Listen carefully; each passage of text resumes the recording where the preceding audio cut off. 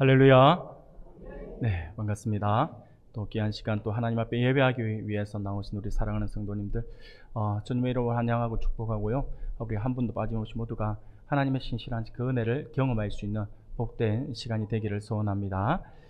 오늘은요, 우리가 갈라디아서에 있는 말씀을 함께 보았습니다. 갈라디아 4장 4절부터 7절까지의 말씀을 우리가 함께 읽었는데요. 오늘 이 본문의 말씀을 중심으로 해서 아버지 하나님이라는 제목으로 같이 말씀을 살펴보면서 하나님의 은혜를 나누고자 합니다. 사랑하는 성도 여러분, 우리는 계속해서 주일 오전 시간에 소요리 문답에 있는 우리 교리 내용을 가지고 계속해서 우리가 말씀을 함께 나누고 있습니다. 우리 앞선 시간들을 통해서 우리가 하나님을 믿고 구원받는 모든 과정을 하나님께서 시작하시고 하나님께서 이루시고 또한 하나님께서 마치신다라고 하는 사실들에 대해서 우리가 함께 살펴보았습니다. 특별히 우리는 우리의 구원의 시작인 하나님의 효과적인 부르심에 응답하는 영혼들이 이 땅에서 그 부르심에 응답하여 나올 때에 어떤 유익을 누리는 것인가에 대한 부분들에 대해서 칭의와 양자됨과 그리고 성화와 그리고 이것들로부터 나오는 여러 유익에 우리가 참여하게 된다라고 하는 사실에 대해서 우리가 함께 말씀을 나누었죠. 그래서 구원론의 핵심이 왜 하나님의 은혜에 있는지를 우리가 지난주에 칭의라고 하는 그 말을 통하여서 우리가 함께 살펴보았습니다. 이 칭의는 우리는 여전히 죄인이지만 오직 하나님의 값없는 은혜로 그리스도의 의가 우리에게 전가되어서 우리가 의롭다 칭함을 받는 법정적 용어다라고 이렇게 말씀을 드렸었죠. 그리고 이 칭의를 얻는 방법은 오직 우리의 믿음 안에 있다라고 하고 말씀을 또 함께 살펴보았습니다. 칭의는 여전히 죄인인 우리가 그리스도의 의를 믿음으로 받는 것을 이야기합니다. 여기서 우리가 다시 한번 점검해야 할 부분은 바로 믿음이라고 하는 거죠. 이 믿음 역시 우리 가운데 성령 하나님이 우리에게 주신 선물이다라고 하는 것입니다. 그러므로 칭의의 과정에서 우리는 의롭게 여겨질 만한 그 어떠한 것도 하지 않았고 그 어떤 대가도 우리는 지불하지 않았습니다. 죄인인 우리가 믿음으로 의롭다 칭함을 받는 것은 전적으로 하나님의 은혜의 선물이다라고 하는 것을 우리가 분명히 기억해야 한다라고 하는 것입니다. 쉽게 말씀을 드리면 모든 것이 하나님의 은혜다라고 하는 거죠. 오직 모든 것이 우리가 행하는 것이 없어요.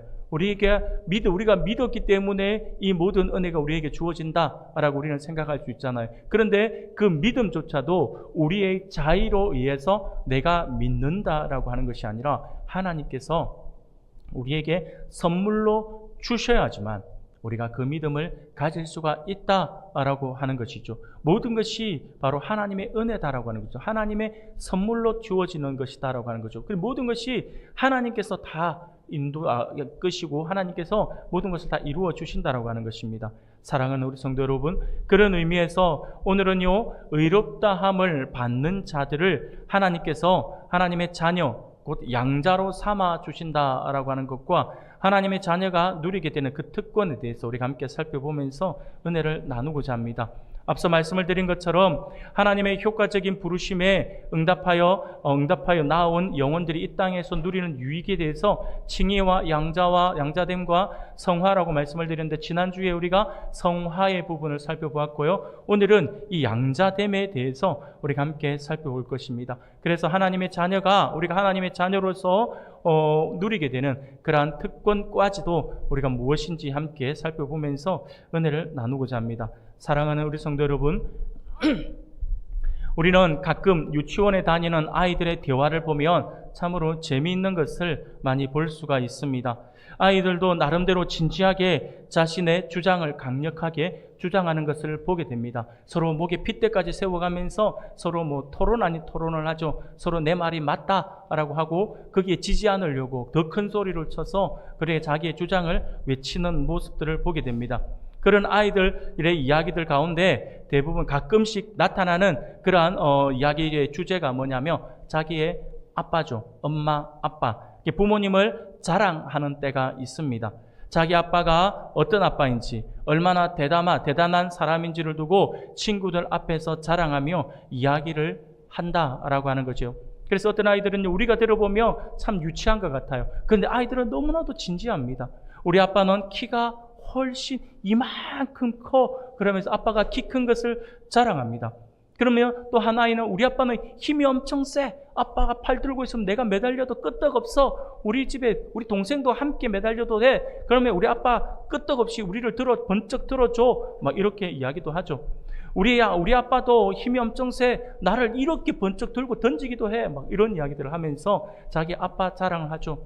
심지어 어떤 아이들은요, 아빠를 뭐 어떻게 하는지 모르겠지만 우리 아빠는 엄청 똑똑해 라고 이야기하는 아이들도 있습니다.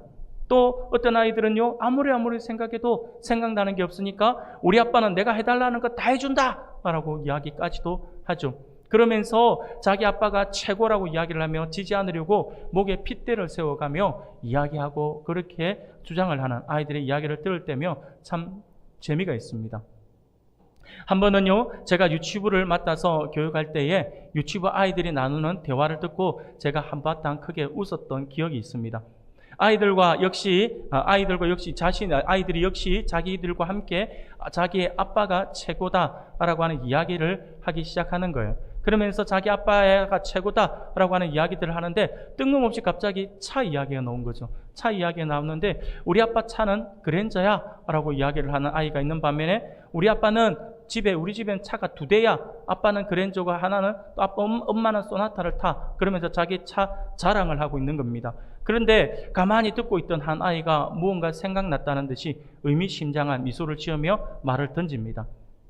바로 이 아이가 한 말은 뭐냐면 우리 아빠 차는 봉고야 라고 이야기하더랍니다. 우리가 생각할 때 웃음이 나죠. 근데 이 이야기를 들었을 때에 아이들은요, 아무 반응을 하지 못했습니다. 왜 그런지 아세요? 당시에 이 아빠가요, 현장에서 인부들을 총지휘하며 다니다 보니까 저 차에 많은 짐들을 많이 싣고 다니니까 어쩔 수 없이 승합차를 구입을 해서 승합차를 타고 왔다 갔다 하는 그 상황이다 보니까 우리 집의 차는 봉고다, 크다. 이제 이 이야기를 하고 싶은 거죠. 그래서 우리 아빠 차는 봉고야 라고 말을 했는데 아이들이 거기에 대한 반응을 하지 못했던 이유가 뭐냐면 이 아이들은요, 봉고가 뭔지 몰랐던 거죠. 봉고가 뭔지 모르니까 아이가 우리 아빠 차는 봉고야 그런데 근데 순간 나머지 아이들이 주춤하는 걸 보면서 기회는 지금이다 싶었던지 목소리를 더 크게 내는 거죠. 우리 아빠 차는 10명도 더 타. 너가 아빠 차 몇 명 타. 막 하면서 이야기를 하니까 아무리 생각을 해도 우리 아빠 차는 많이 타면 4명, 5명, 10명까지 못 탈 것 같은데 얘네는 제가 아빠 차에 10명도 탄다 그러니까 순간 자기네들이 졌다 싶었던 거죠. 그래서 아무 말 못하고 있으면서 결국 그 대화에서 아빠 차가 봉고인 아이, 그 아이가 자기 아빠가 최고의 아빠가 되는 그런 모습을 보면서 한참 웃었던 기억이 납니다. 그러면서 생각했던 게 뭐냐면요, 여하튼 우리나라는요, 모두가 다 그런 건 아니지만 아이나 어른이나 목소리 크고 용감하면 대화에서 이기는 것 같다라는 생각이 들어지더라고요.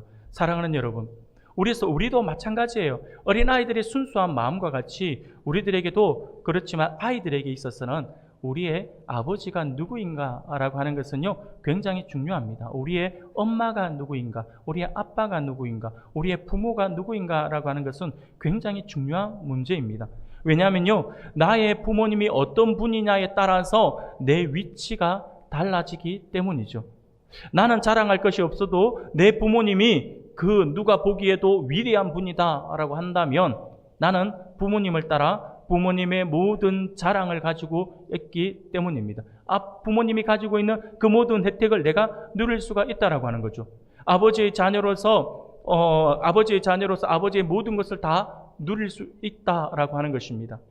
사랑하는 여러분, 며칠 전에 우리나라에도 프로야구가 좀 한참 하고 있고 미국도 프로야구가 한참 하고 있는데 며칠 전에 미국 메이저리그라고 하는 미국 프로야구의 메이저리그에서 올스타전을 하더라고요. 우리나라는 10개 구단이지만 미국은요 30개, 30개 구단이기 때문에 사람이 엄청 많아요. 엄청 많기 때문에 거기서 올스타로 뽑혀서 올스타 대회를 하는 것은요 굉장히 영광스러운 거예요. 실력이 없으면 절대로 뽑히지 못합니다. 그런데 이 올스타전을 하기 하루 전에 보면 뭘 하냐면 홈런 타자들이 나와요. 신청을 해서 한 8명 정도가 나오는데 이 홈런 타자들이 그냥 공을 던져주면 그 홈런을 짧은 시간 안에 누가 더 많이 치는가라고 하는 홈런 더비를 합니다. 이거는 시합이 아니고 그냥 게임이 아니라 그냥 홈런만 치는 거거든요. 그렇기 때문에 굉장히 분위기가 자유롭습니다. 우리나라 프로야구 선수들도 홈런 더비를 하며 분위기가 참 자유로운데 메이저리그에는요 굉장히 더 자유롭습니다. 굉장히 자유롭게 이 게임을 진행합니다.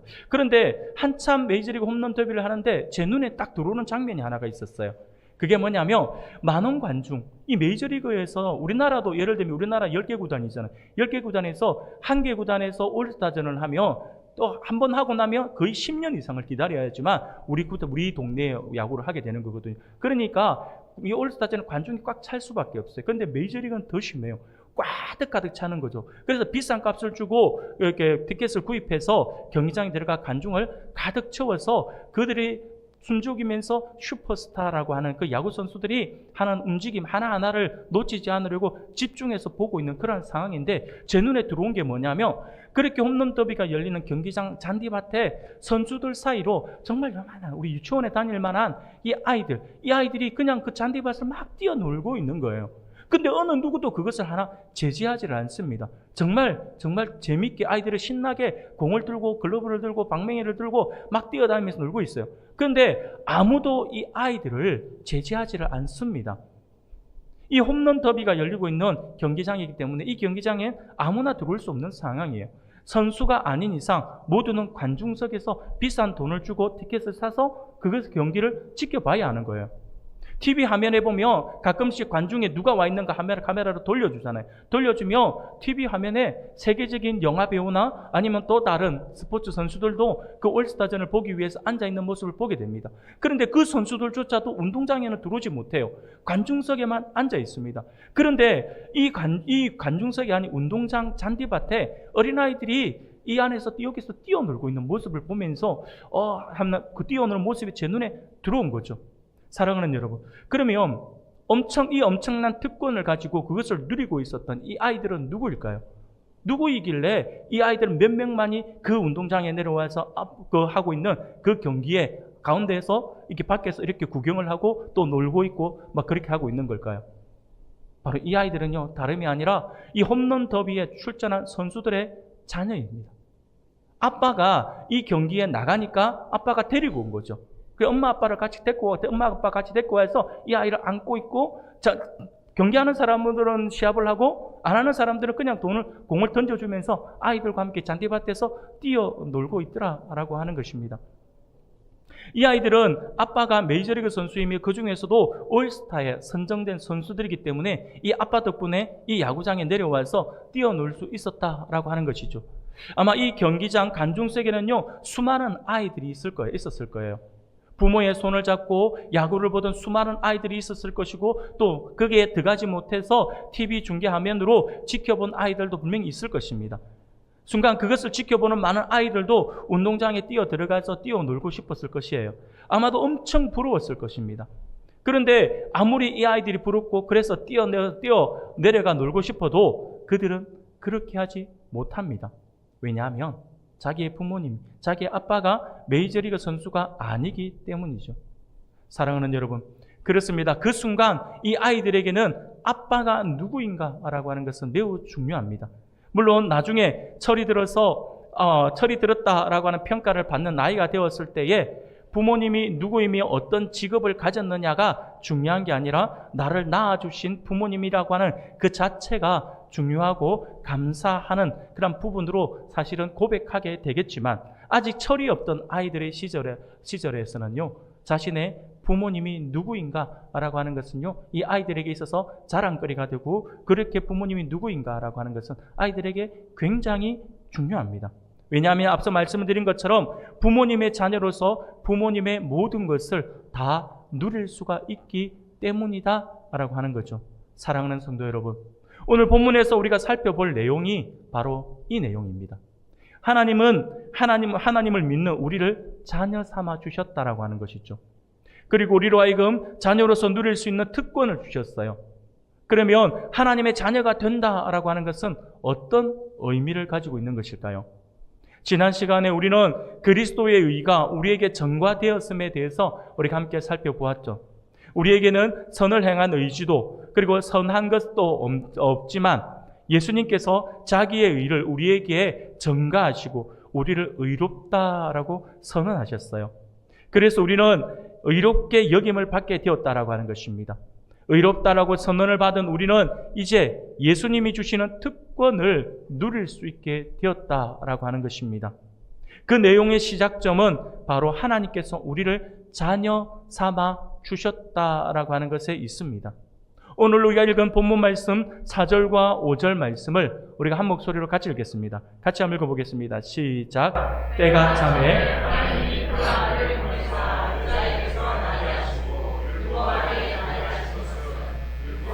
있는 자들을 속량하시고 우리로 아들의 명분을 얻게 하려 하심이라. 아멘. 사랑하는 우리 성도 여러분, 우리는 율법 아래에서 우리가 죄인임을 우리는 알 수밖에 없어요. 율법 아래에 있으면요, 철저하게 내가 율법을 지켜나가지 못한다라고 하는 그 정죄의식 때문에 나는 율법 아래에서는요 죄인일 수밖에 없어요. 그래서 우리는요, 바울이 로마서 3장 20절에서 그러므로 율법의 행위로 그의 앞에 의롭다 하심을 얻을 육체가 없나니 율법으로는 죄를 깨달음이니라 라고 이렇게 선포하고 있잖아. 이 바울이 이렇게 선포한 이 말씀과 같이 그 어떤 사람도 율법을 행함으로 의로움을 얻을 수 있는 사람은 없다라고 하는 사실을 우리가 너무나도 잘 알고 있습니다. 그래서 성경은요, 이를 두고 율법의 저주라고 말을 하기도 합니다. 결국은 율법은요, 철저하게 내가 죽는다라고 하는 것밖에는 알 수 있는 길이 없어요. 그래서 율법은요, 철저하게 정죄하는 거죠. 법 아래에서는 내가 잘 못하니까요. 내가 못한 게 밖에 안 보이니까요. 그래서 계속해서 이것이 나에게 무거운 짐으로 다가오는 거죠. 그래서 그것을 율법의 저주라고도 말을 하기도 한다라고 하는 것입니다. 하지만 예수 그리스도께서 우리를 그리스도의 십자가 그 피로 속량해 주셨다라고 하는 것입니다. 그리고 오늘 말씀 5절 말씀을 보니까 율법 아래에 있는 자들을 속량하시고 우리로 아들의 명분을 얻게 하려 하심이다 라고 하는 이 말씀을 통해서 예수님께서 우리를 속량하신 이유가 다름이 아니라 우리로 하여금 아들의 명분을 얻게 하려 하심이다 라고 밝히고 있음을 우리가 보게 됩니다. 사랑하는 여러분, 여기서 명분이라고 하는 말은요, 아들에게 돌아갈 특별한 법적 권리가 내포된 표현으로서 아들이 되면 아버지의 유업을 이어받게 된다라고 하는 그 사실을 이야기하고 있는 것입니다. 즉 예수님께서 우리를 위하여 십자가에서 죽으시고 우리를 속량하신 이유는 다름이 아니라 우리를 하나님의 양자, 아들, 자녀 삼아주기 위함이다라고 하는 것이죠. 사랑하는 여러분, 이 얼마나 큰 은혜입니까? 한번 생각해 보셨습니까? 내가 하나님을 알지도 못했어요.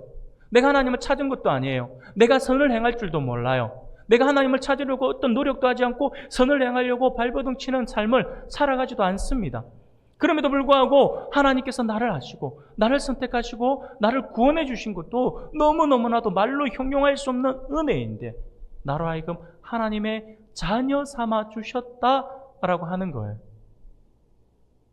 이것이 얼마나 우리에게 큰 은혜입니까?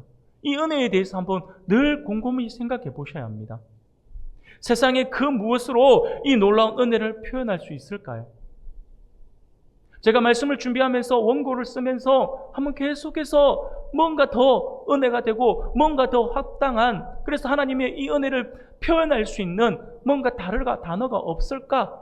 아무리 생각을 해봐도 그저 어리석고 둔한 입술을 가진 작은 인간이기에 표현할 수 있는 언어의 한계가 너무나도 뚜렷하기에 무엇이라 표현할 수가 없어 그저 놀라운 은혜입니다 라고 고백할 뿐이에요.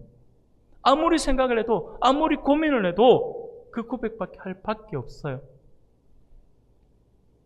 그런데 그 은혜를 누리고 있는 우리가 어떻게 합니까? 하나님께서 베풀어 주신 그 은혜에 대해서 너무나도 쉽게 잊어버려요. 이렇게 말씀을 나눌 때는 알아요. 깨달아요. 그 하나님 은혜에 감사해요. 돌아서면 잊어버려요. 조금만 어떤 상처가 있고 조금만 어떤 문제가 있으면 그것이 가시가 되어서 누군가를 찌르려고 하죠. 심지어 하나님을 원망하기도 합니다. 이게 우리의 모습이에요. 그럼에도 불구하고 하나님은 그런 우리를 다 아시고, 그런 우리를 하나님께서 용서하시고 품어주시잖아요. 무엇으로 그 하나님의 은혜를 표현할 수 있을까요? 사랑하는 성도 여러분, 그러면 우리가 하나님의 자녀가 됨으로써 누릴 수 있는 특권, 그거는 뭘까요? 가장 먼저 알 수 있는 것은 바로 이것입니다. 바로 하나님을 나의 아버지라고 부를 수 있게 되었다라고 하는 것입니다. 사랑하는 성도 여러분, 한번 따라해 봅시다. 아버지 하나님, 아버지 하나님. 사랑하는 여러분, 아버지 하나님, 우리는 너무나도 쉽게 부르고 있잖아요. 그런데 이 부르는 것이 우리에게 얼마나 큰 특권인 줄 아세요? 특권 중에 특권입니다. 하나님을 감히 아버지라고 부른다. 성경은 우리에게 분명히 말씀하세요. 우리가 원수라고요. 하나님과 원수된 자라고요. 그런데 원수된 우리를 하나님께서 부르시고 자녀 삼아 주셔서 우리로 하여금 하나님을 아버지로 고백할 수 있는 은혜를 주셨다라고 하는 것입니다. 오늘 보면 6절입니다. 6절을 우리가 같이 한번 읽어볼까요? 같이 읽겠습니다. 시작. 너희가 아들이므로 하나님이 그 아들의 영을 우리 마음 가운데 보내사 아빠 아버지라 부르게 하셨느니라. 할렐루야. 아멘. 하나님의 은혜가 얼마나 큰지를 보시길 바랍니다. 사랑하는 여러분, 우리는 하나님을 아빠, 아버지라 부를 수 있게 되었습니다. 이는 엄청난 관계의 회복일 뿐만 아니라 새로운 관계의 정립을 의미하는 것입니다. 앞서 계속해서 말씀을 살펴보고 있는 것처럼 우리 인간은 죄 때문에 하나님과의 관계가 단절되었지 않습니까? 그래서 우리는 하나님을 알지도 못하고 또 알고자 하지도 않는 존재이며 심지어 자신이 영원한 죽음을 향해 달려가고 있음에도 불구하고 그것을 전혀 알지 못하는 영적 죽음의 상태에 놓여있는 비참한 존재라고 하는 것이죠. 그래서 인간은 죽음의 비참한 자리에서 헤쳐나오는 그 빛조차, 아니 아주 작은 가능성의 소망조차 없이 살아가는 너무나도 비참한 존재입니다.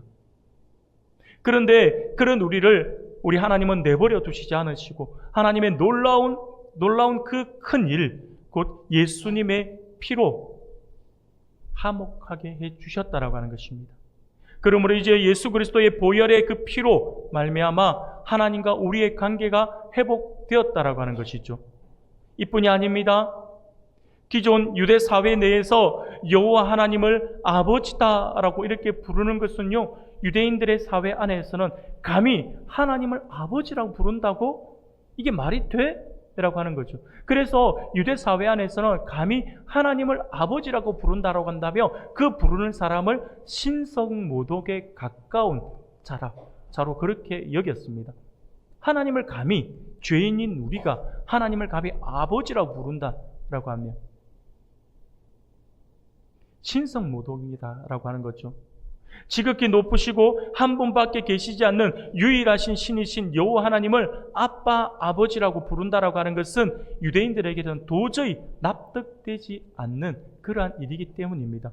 하지만 하나님께서는 도저히 당시의 유대인들이 납득할 수 없는 그 일을 우리에게 허락해 주셨다라고 하는 것입니다. 그 일을 기꺼이 예수님을 통하여 우리로 하여금 하나님 당신을 아버지로 부르게 허락하셨다라고 하는 것이요. 이는 이전과는 비교할 수 없는 관계의 풍성함을 우리에게 허락하신다라고 하는 것입니다. 하나님께서 단순하게 아빠, 아버지다라고 하는 단어를만 끄집어 온 것이 아니라 하나님께서 내가 너희를 어떻게 생각하는지, 내가 너희와 어떤 관계를 맺기를 원하는지를 너희들이 알아야 된다라고 하는 의미이죠. 내가 부르는 대상을 어떤 식으로 부르느냐에 따라서 그와의 관계가 어떤 관계인지를 알 수가 있죠.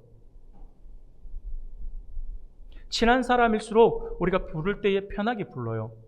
아버지보다도 우리 아빠 부를 때도 아빠라고 보통 많이 부르잖아요.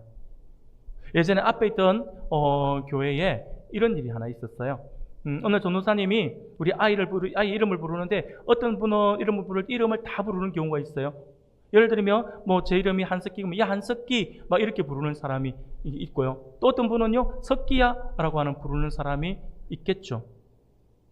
그래서 앞에 있는 교회에서 그 어떤 분은 아예 이름을 부르는데 이름이 은찬이었어요. 양은찬이었어요. 양은찬. 그래서 양은찬 이렇게 부르고 그보다 좀 더 친했던 분이 은찬아 부르는데 어느 날 이 아이가 교회에 와서 집에 와서 감동을 받아서 엄마한테 이야기하더래요.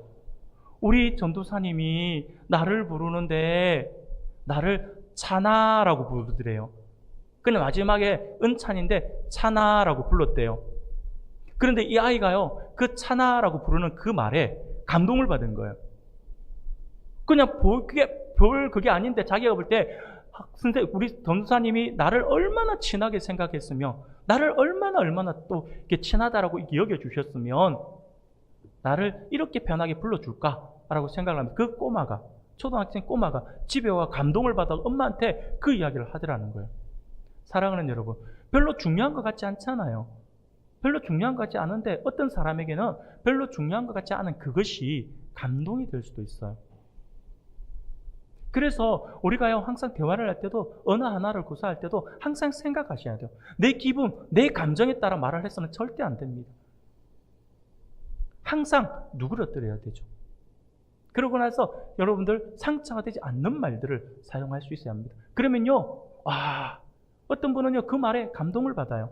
사랑하는 여러분, 이거예요. 우리가 하나님을 아빠라고 부르고 하나님을 아버지라고 부르는데 거기에 아빠라고 붙여서 아빠 아버지라고 부르는 것은요, 하나님께서 지금 우리와 어떤 관계를 회복시켜 주시는지를 우리가 아셔야 한다고 하는 거죠.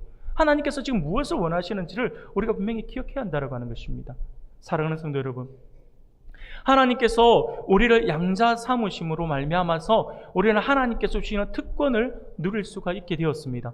그것은 바로 하나님의 유업을 받는 것이죠. 하나님을 아빠, 아버지로 부르는 것으로 끝나는 것이 아니라 아빠, 아버지라고 부르니 하나님이 자녀인 것이 증명이 된 거잖아요. 그러니까 하나님의 자녀로서 하나님의 유업을 받는 존재가 되었다라고 하는 것입니다. 그래서 7절에서 이렇게 이야기하는 거죠. 그러므로 내가 이후로는 종이 아니요 아들이니 아들이면 하나님으로 말미암아 유업을 받을 자니라 라고 말씀을 합니다. 사랑하는 여러분, 우리는 하나님의 자녀로서 하나님의 유업을 받게 되었습니다. 이제는 율법의 종, 죄의 종, 이전에는 율법의 종, 죄의 종이었지만 이제는 믿음으로 하나님의 자녀가 된 지금 우리를 더 이상 구속할 수 있는 법은 아무것도 없습니다. 그 누구도 우리를 정죄할 수가 없습니다. 마귀조차도 우리를 정죄하지 못합니다. 왜? 그리스도의 보혈의 핏값으로 우리가 주님의 하나님의 자녀가 되었기 때문이죠. 우리는 하나님의 자녀라고 하는 그러한 신분을 가지게 되었고 하나님께서 주시는 유업도 받게 되는 것이죠. 이 세상의 창조자이신 하나님께서 우리의 아버지이시니 이 세상에 있는 모든 것이 우리에게 유업으로 주어지게 된 것입니다. 아버지의 나라를 받게 되었고요, 그 가운데 아버지와 영원히 살게 될 생명, 즉 영원한 생명도 우리가 얻게 되었다라고 하는 것입니다. 사랑하는 성도 여러분, 그렇습니다. 하나님께서 우리를 자녀 삼으셔서 우리의 신분이 완전히 바뀌게 되었습니다. 이 사실이 우리가 기억되어진다라고 한다면, 우리가 이 사실을 알고 있다라고 한다면 이제 당연히 우리의 행동도 달라져야 할 것입니다. 예전의 모습 그대로 가져서는 안 됩니다. 하나님의 자녀가 되었는데요. 하나님의 자녀가 되었는데요. 예전에 죄의 종으로 살아가던 그런 우리의 모습, 그것을 가지고 하나님의 자녀가 되겠다, 하나님의 자녀로서 그 모습 그대로 가지고 있다라고 하는 것은 하나님을 무시하는 행위가 되는 거죠. 이스라엘 백성들이 출애굽을 하고 하나님께서 그들을 불러주셔서 광야에서 언약을 맺어주시는 거죠. 내가 너희의 하나님이 되고 너희는 나의 백성이 될 것이다라고 하나님께서 새로운 계약으로 하나님께서 계명까지 주시면서 새로 주셨잖아요. 그런데 광야 40년 동안 백성들이 늘 했던 게 뭔지 아세요? 하나님의 자녀로서, 하나님의 백성으로서의 자부심과 하나님의 백성으로서의 올바르고 합당한 삶을 살았던 것이 아니라 그들 안에는 항상 있었던 게 뭐냐면 죄의 근성이었어요. 노예 근성, 노예 생활하는 노예 근성. 여러분, 출애굽기를 읽어보십시오. 여러분, 성경을 아시고 출애굽기 읽어보는 사람 치고 이 속에 분이 안 일어나는 사람이 없어요. 도대체 이 인간들은 뭔데? 살려놓으면 다시 죄짓고, 살려놓으면 죄짓고, 그렇게 출애굽을 통해서 이스라엘 백성들이 흥분하던 그들이요, 겨우 다음 말씀들을 통해서 이게 가다듬으면 사사기라고 하면 더 충격받잖아요. 이거 대놓고 아예 막 하나님을 무시하잖아요. 여러분, 그런데 우리는 그 출애굽기의 이스라엘 백성들을 보면서, 사사기의 백성들을 보면서 우리가 흥분하고 그들을 정죄하며 그들을 어떻게 이럴 수 있는가라고 하잖아요. 그런데 실상은 그게 누구를 향한 말씀일까요? 우리를 향한 말씀이에요. 우리가 그러고 있어요. 우리가 하나님의 은혜가 임하며 아버지 하나님 하면서 하다가 하나님의 은혜가 떨어지며 내가 하나님의 자녀였던가 라는 생각들 하면서, 사랑하는 여러분, 우리가 하나님의 자녀다 라고 하는 것이 믿어지고 하나님의 자녀인 것이 우리가 확신이 되어진다면 우리는 하나님의 자녀로서의 합당한 삶을 살아야 합니다. 우리의 행동도 달라져야 한다라고 하는 것입니다. 이전에는 저의 종으로 이리저리 끌려다니며 죄를 반복하는 그런 삶을 살았다라고 한다면 이제는 하나님의 자녀로서 그 어느 곳에서든지 하나님의 자녀답게 품위를 지키며 살아가야 한다라고 하는 것입니다. 하나님의 자녀된 우리의 의무입니다. 하나님의 백성이 하나님의 자녀로서 하나님의 백성으로서의 품위를 잃어버리고 세상에 있는 사람들과 똑같이, 세상에 있는 죄된 습성을 가지고 있는 사람들과 똑같이 생활을 하며 되겠냐고요. 사랑하는 여러분, 웨스트민스터 소요문답 34문을 보면 여기에 양자에 대한 질문을 하고 있어요. 문제는 보면 문을 보면요, 양자로 삼는 것이 무엇입니까? 라고 질문을 하죠. 여기에 대한 답이에요. 답을 우리가 같이 한번 읽어볼까요? 시작. 양자로 삼는 것은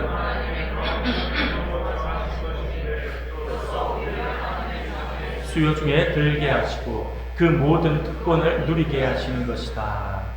여러분, 이 양자의 교리를 우리에게 이야기해주고 있는 것이 웨스트민스터 소요문답 34문이에요. 양자로 삼는 것이 무엇입니까? 라고 이야기를 질문을 하고, 양자로 삼는 것은 하나님의 값없는 은혜로 정하신 것인데 이로써 우리를 하나님의 자녀의 수요 중에 들게 하시고 그 모든 특권을 누리게 하시는 것이다 라고 했는데, 이 양자 교리에 우리가 기억해야 될 아주 중요한 것이 두 가지 사실을 우리에게 말해주고 있어요. 첫 번째는 뭐냐면 양자됨은 하나님께서 값없이 베푸시는 은혜의 행위다라고 하는 거죠. 우리가 양자되고 싶다고 해서 양자되는 것이 아니에요. 하나님께서 허락하셔야지만 되는 거죠. 하나님께서 결국 우리가 하나님의 자녀다, 내가 하나님을 아빠 아버지를 부른다 라고 하는 것은요, 우리가 하나님을 선택한 게 아니에요. 하나님이 우리를 선택하신 것이에요. 그러니 얼마나 큰 은혜입니까? 우리에게 어떤 자격이 있어서, 우리에게 어떤 의의가 있어서 하나님께서 우리를 자녀 삼아 주신 것이 아니에요. 아무런 자격이 없지만 하나님께서 우리를 사랑하셔서 자녀로 삼아 주셨다라고 하는 것입니다. 이 모든 것은 대가가 없어요. 단지 우리는 예수 그리스도의 속량을 믿음으로 하나님의 자녀가 됨의 그 은혜를 누릴 수가 있다라고 하는 것이죠.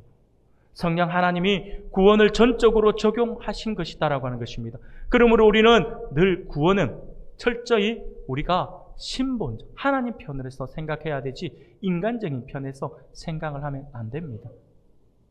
하나님께서 편에 생각해서 하나님께서 베풀으신 은혜다라고 하는 것을 알아야 합니다. 그리고 또 하나 중요한 사실은요, 하나님의 자녀의 수효 중에 들게 하는 것과 자녀로서 모든 특권을 누리게 하셨다라고 하는 것입니다. 한마디로 이야기해서 하나님께서 우리를 선택해 주셨고 하나님의 수많은 그 하나님의 백성 안에 우리를 집어넣어 주셨고, 뿐만 아니라 그런 것을 끝나는 것이 아니라 하나님의 자녀로서 하나님의 모든 특권, 유업을 우리에게 주셨다라고 하는 거죠. 사랑하는 여러분, 어떤 부부가 갓난 아이를, 이제 자녀가 없어서 갓난 아이를 입양하고자 한다라고 한번 생각해 봅시다. 그렇게 할 때 그 입양의 주도권이 입양하는 부모에게 있을까요? 입양당하는 아이에게 있을까요? 아이가 부모를 선택하나요? 아니에요. 부모가 선택해요. 이게 입양이에요, 입양. 입양은 철저하게 입양하는 그 부모가 주도권을 쥐고 있습니다. 하나님과 우리의 관계도 마찬가지예요. 사랑하는 여러분, 성경에서 구원을 설명하는 대표적인 방식이 바로 앞서 말씀드린 것처럼 바로 양자됨입니다. 양자제도는 구약시대뿐만 아니라 신약시대에도 흔했던 풍습이죠. 원래는 아들이 아니었는데 양자가 되며 법적으로 아들의 지위를 가지게 되는 것이 바로 양자제도입니다. 이 제도의 핵심은 아들의 명분과 그리고 그 아들의 권리를 법적으로 보장받는다라고 하는 것에 있죠. 하나님은 우리를 효과적으로 부르셨어요. 그리고 그리스도의 의가 우리에게 증가되어서 우리는 의롭다 칭함을 받는 존재가 되었습니다. 이 칭의 과정을 살펴보면 이 칭의 과정에서 예수님은 우리에게 주어진 그 죄책으로 인하여서 십자가에서 죽임을 당하십니다. 예수님의 십자가 속량을 통해서 단순히 우리의 죄가 속량된 것뿐만 아니라 바로 그 피의 은혜로 우리가 하나님과 관계 안에서 아들의 명분을 얻게 되었고요. 아들의 권리가 주어졌다라고 하는 것이죠. 바로 예수님께서 흘리신 그 보혈의 피, 그 대가입니다. 우리는 하나님의 자녀가 되어서 하나님의 유업을 상속받는 상속자로 살아가게 됩니다. 사랑하는 여러분, 그러므로 양자된다라고 하는 것은 역시 계속해서 말씀을 드립니다. 하나님의 무조건적 은혜입니다. 양자됨은 하나님의 은혜로 하나님의 자녀가 되는 것이고 모든 권리를 누리며 하나님 나라의 상속자로 살아가는 것이 되는 것입니다. 사랑하는 여러분, 이제 하나님의 은혜로 하나님의 자녀가 된 신자들은 하나님의 아들의 그 숫자에 받아들여지고 어린 양의 생명책에 우리의 이름이 기록되어집니다. 법적으로 하나님의 완전한 자녀가 되는 것이죠. 하나님의 생명책에 이름이 기록되는 것은요, 연필로 기록되는 것이 아니에요. 볼펜으로 기록되는 것도 아니에요. 지워지지 아니하는 주님의 보혈의 피로 기록되어지는 것입니다. 그 무엇도 그것을 지울 수가 없어요. 육신의 부모도 자녀가 생기면 그 자녀에 대한 양육과 상속의 책임을 지려고 하는데 우리 하나님은 얼마나 더 하시겠습니까? 하나님의 자녀로서 입양된 우리는 하나님의 아들들이 누리는 모든 특권에 대한 권리를 갖고 있어요. 그리스도와 함께 상속자가 됩니다. 상속자는 그와 함께 영광을 받는 존재이죠. 그런데 정말 중요한 것은 뭐냐면 우리가 참 상속자이고 하나님의 친백성이다라고 한다면 그와 함께 영광만 받는 것이 아니라 그와 함께 고난도 함께 받는다라고 하는 사실이죠. 하나님은 우리를 아들과 같이 대우하심으로 잘못하시는 경우에 어떻게 하실까요? 당연히 징계하십니다. 여러분들이 집에서 자녀를 키워보셨잖아요. 아이들이 잘못하고 있는데도 불구하고 무조건 오냐 하는 부모가 있습니까? 아이를 망치는 부모죠. 잘못하면요, 당연히 징계를 해야죠. 혼을 내야 합니다. 잘못한 것에 대한 대가를 치를 수 있도록 해야 합니다. 그래야지만 다시는 그 죄를 저지르지 않아요. 예전에 제가 알고 있는 어떤 부모님, 굉장히 아이를 강하게 키우는 부모 같은데 이 아이가 요즘에는 많이 보기 힘든데 예전에는 그런 게 있었잖아요. 선풍기 모양을 한 그 난로, 그게 있잖아요. 그게 뻘겋게 달아오려고 왔다 갔다 하잖아요. 그게 손대면 굉장히 뜨겁잖아요. 근데 이 부모가 이 아이가 이제 막 기어다니는 수준의 아이예요. 이 아이가 그냥 그 불을 보니 계속해서 그 난로를 향해 가면서 그 난로를 만지려고 하는데 저는 옆에 있다 깜짝 놀라고 얼른 아이를 데리고 가서 앉히고, 근데 너무 또다시 가고 막, 그런데 제가 한 서너 번을 반복을 했는데 나중에는 제가 은근히 약이 오르더라고요. 왜 약이 올랐냐? 부모는 아무것도 안 해요. 자기 애인데 저만 그냥 마음이 졸여가지고 데리고 오고 부모는 아무것도. 그래서 제가 좀 아예 좀 말기라고, 애 좀 붙잡으라고, 이 애 계속 저 불을 절여갖고 손 대이면 어떡할 겁니까? 했더니 이 부모님 뭐라는 줄 아세요? 놔두세요. 지가 뜨거운 걸 경험해봐야 그게 뜨거운지 알아요. 이분이 그 농담 아니에요. 이 아이를 이런 테이블 위에 올려놔요. 기어다니는 아이를. 이제 막 겨우 뭔가를 잡고 겨우 일어설까 말까 하는 아이 테이블 위에 올려놔놓고 이 엄마는 옆에 사람과 커피 마시고 있어요. 이 아이 떨어지면 우리는 이 아이 기어가다 떨어지면 어떡하지 하잖아요. 그래서 제가 붙잡으라니까요. 놔두라니까요. 지가 떨어져 봐야 지가 알지. 팔 한번 부러져 봐야 이게 위험한지 알죠. 이렇게 강력하게 키우더라고요. 근데 저는 도저히 그게 안 되더라고요. 사랑하는 여러분, 이거는 부모가 어떻게 보면 제가 볼 때는 방임 수준인데 이는 징계는 아니에요. 징계는 아니지만 징계하다가 이야기가 나와서 잠깐 생각나서 말씀을 드리는데, 여러분, 온실 안에 키워서는 그 아이 세상에서 나가면요 온전하게 그렇게 살아가지 못합니다. 강하게 키워야 되겠죠. 바로 징계입니다. 하나님은요, 잘못한 아이들을, 잘못한 우리 하나님의 백성들도 잘못한 것을 그냥 내버려 두지 않습니다. 반드시 징계라고 하는 채찍을 들어서 쓰십니다. 징계가 없다면 우리는 사생자이고 친아들이 아니다라고 할 수가 있어요. 그래서 히브리서 저자는요, 히브리서 12장 7절 8절에서 하나님이 아들과 같이 너희를 대우하시나니 어찌 아버지가 징계하지 않는 아들이 있으리요. 징계는 다 받는 것이거늘 너희에게 없으면 사생자요 친아들이 아니니라 라고 이렇게 말씀을 합니다. 사랑하는 여러분, 잘못하면 당연히 징계를 해야 합니다. 잘못한 부분들에 대해서 지적을 하고 그것에 대해서 바르게 할 수 있도록 그것을 돌려야 합니다. 그게 참 사랑에서 이루어 나가는, 의한 하나님의 은혜 안에서 이루어 나가는 한 공동체, 그리고 부모 자식 간의 바른 관계예요. 그게 질서예요, 질서. 또한 하나님의 아들들이 누리는 특권에는 부모와 자녀 간의 정서적 유대도 포함이 되죠. 하나님은 우리를 정서면에서도 친자녀로 대해 주시기 때문에 우리는 하나님 품에 안겨 아빠, 아버지라 부를 수 있게 되는 것이죠. 성령이 우리 마음에 계셔서 우리의 정서까지 어루만지심으로 우리가 거룩하신 하나님을 아빠, 아버지라고 부를 수가 있다라고 하는 것입니다. 사랑하는 성도 여러분, 하나님께서 우리를 자녀 삼으시고 우리가 하나님을 아빠, 아버지라고 부르게 된 것은 우리 성도가 누릴 수 있는 특권 중에 특권임을 믿으시길 바랍니다. 자녀는 아버지의 모든 특권을 누릴 수가 있습니다. 우리도 마찬가지입니다. 우리는 하나님의 유업을 모두 받는 그런 복을 누릴 수 있습니다. 우리는 이제 율법의 종, 죄의 종이 아니에요. 우리의 신분은 변화되었습니다. 우리는 자랑스러운 하나님의 자녀입니다. 이 사실은 결코 변하지 않습니다. 그러므로 우리가 이 사실을 절대 잊어서는 안 될 것입니다. 사랑하는 여러분, 그렇다면 우리는 어떻게 하나님의 자녀됨을 삶 속에서 누리며 살아갈 수 있을까요? 우리가 정말 하나님의 자녀됨을 우리의 삶 현장 속에서 그것을 누리며 살아갈 수 있는 방법이 뭐냐면 바로 하나님의 자녀로서 누리게 된 특권을 생각해 봐야 되는 거죠. 내가 어떤 은혜를 누리고 살아갈 수 있는가? 앞으로 내가 어디에 들어갈 것이고 내가 어떻게 될 것인가에 대한 부분들을 우리가 늘 생각해야 합니다. 하나님께서 나에게 어떤 은혜를 베풀어 주셨는가를 늘 생각해 보아야 한다고 하는 것입니다. 뿐만 아니라 우리를 죄에서 구원하셨으니 우리는 이제 죄에서 자유로운 몸이 되었다라고 하는 사실들도 우리가 잊어서는 안 됩니다.